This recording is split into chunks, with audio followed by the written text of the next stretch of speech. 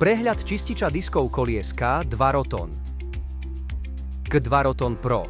Profesionálny čistič diskov kolies.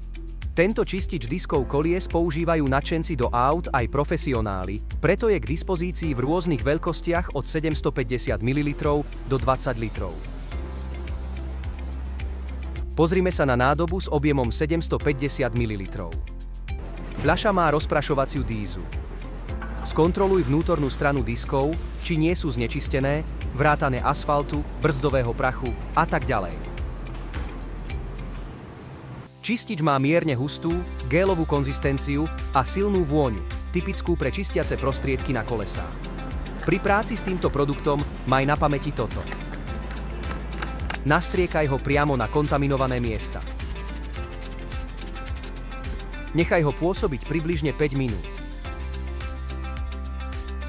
Keď produkt zmení farbu na tmavo-červenú, znamená to, že začal pôsobiť.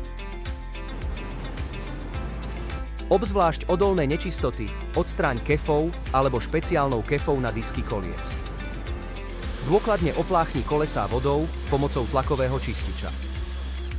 Štandardné autochemikálie používané v autoumývárniach nedokážu odstrániť odolné nečistoty z diskov kolies. Preto je lepšie používať špecializované produkty, ako je čistič diskov kolies K2 Roton Pro. Tento a mnohé ďalšie produkty nájdeš v našej aplikácii.